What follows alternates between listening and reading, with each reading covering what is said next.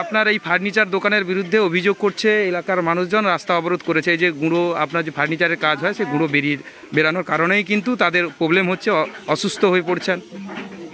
এই বিষয়ে কি বলবেন? আপনাকে বলছি, বলতে গেলে এটা অনেক কিছু ব্যাপার। গ্রাম্য তরফ থেকে একটা গন্ডগোল সৃষ্টি হয়েছে সেখান থেকে। গ্রাম্য তরফ না, এটা মেটার, সেই মেটারটাকে নিয়ে ইস্যু নিয়ে কারখানাকে নিয়ে একটা ইস্যু করেছে ওরা। তবে ওই কারখানা নিয়ে ওটাকে আজকে নয়, এটা কারখানা আজকে চলছে মিনিমাম 12-13 বছর কারখানা চলছে এটা। আমাদের কমপ্লেন দিয়েছিল বিডিও সাহেবের কাছে, বিডিও সাহেব উনি এসেছিলেন, ইনকোয়ারি করলো, দোকান পুরো দেখলো, কর্মচারী কাজ করে, অনেকে গরিব দুঃখী ছেলেরা সব কাজ করে, ওরা পেটে দেয়। কিন্তু উনি বললেন ঠিক আছে ভাই, তুমি একটা কাজ করো, তোমার কারখানা বন্ধ করতে পারবো না, তুমি একটা কাজ করো, টাইমটা ম্যানেজ করে চলো। আমি ঠিকভাবে টাইম ম্যানেজ করছি, চালানো হচ্ছে। বিডিও সাহেব এসেছিলো, কিন্তু আজকে মিনিমাম হয়ে গেল 1 বছর মতন হয়ে গেল।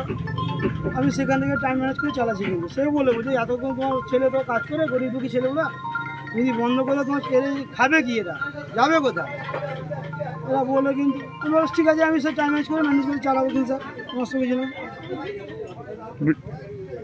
বলছি এই গুঁড়োর জন্য প্রবলেম হচ্ছে, আপনি কি তাদের জন্য কোনো সুব্যবস্থা করবেন যাতে প্রবলেম যাতে সাধারণ মানুষের না হয়? তাহলে কি যারা অবরোধ করে ওরা কি মিথ্যা অভিযোগ করছে আপনার বিরুদ্ধে? আমি কি বলবো, এবার এই যে আপনি বললেন আর এই উত্তরে দিলেন, প্রধান কি আমার পকেটের লোক, আমার কি লোক,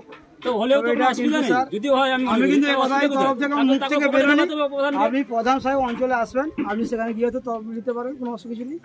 তারা যে অভিযোগ করছে, যদি আবার প্রবলেম অভিযোগ করে তারা অবরোধ করে বা আপনার বিরুদ্ধে ক্ষোভ উগরে দিচ্ছেন, তো আপনারা এটা কি দ্রুত প্রশাসনের তরফে দাঁড়িয়ে কোনো সুব্যবস্থা করতে পারবেন এলাকার মানুষের জন্য? করবেন? আমি করেছি তো, এখন তো করে আছি। বলে গেছিলেন সব আমরা রেডি করে রেখেছি। আপনার নাম? আমার নাম অঞ্জন দাস। মানে এই ফার্নিচারের কি দায়িত্বে আছেন? আমার দোকান স্যার। বলছি পাঁচের বাজার এলাকার মধ্যেই কিন্তু রাস্তা অবরোধ করে আপনারা বিক্ষোভ করছেন, কিসের কারণে আজকে রাস্তা অবরোধ? আমরা দীর্ঘ 7 বছর এই ফার্নিচারটা, মা লক্ষ্মী স্টিল ফার্নিচার, ওই ফার্নিচারটা চলছে 7 বছর ধরে। মিনিমাম 60 থেকে 70 জন কাজ করে, ভিতরে 100 খানার উপরে মেশিন আছে, বিভিন্ন প্রজেক্টের উপরে মেশিন আছে। তারা যে অনিয়মিত গুঁড়ো পুরো রাস্তার উপর দিয়ে, পুরো এলাকাবাসী, গ্রাম, সামনে ক্লাব একটা আছে, ওষুধ দোকান আছে, কেউ থাকতে পারে না। আমরা এর প্রতিবাদ জানিয়েছি আজ 3 বছর ধরে পলিউশন দপ্তরে, হলদিয়ায়, কলকাতায়, এসডিও অফিসে, বিডিওর কাছে, স্থানীয় প্রধানকে জানিয়েছি, কোনো প্রতিফল পাইনি। তার জন্য আজকে শেষ আমরা বেছে নিয়েছি যে আমরা পথ অবরোধ করব। এতে যদি না ব্যবস্থা হয়, যতক্ষণ আমরা এই প্রতিবাদ চলবে। আমার নাম সিন্টু রাউত, বাড়ি পঞ্চায়েত পশ্চিম পাড়া।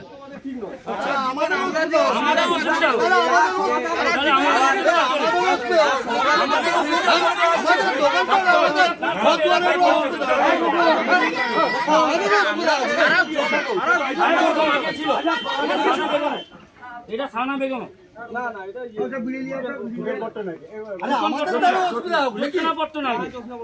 তোমাকে তো নিজে সরজমি জানিয়েছি, কি আবার কি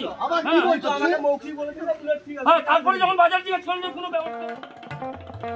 দেশ থেকে বিদেশ, জেলা থেকে ব্লক, রাজনীতি, খেলা, বিনোদন, সমস্ত খবরে টাটকা আপডেট পেতে সাবস্ক্রাইব করুন আমাদের চ্যানেল হলদিয়া লাইভ।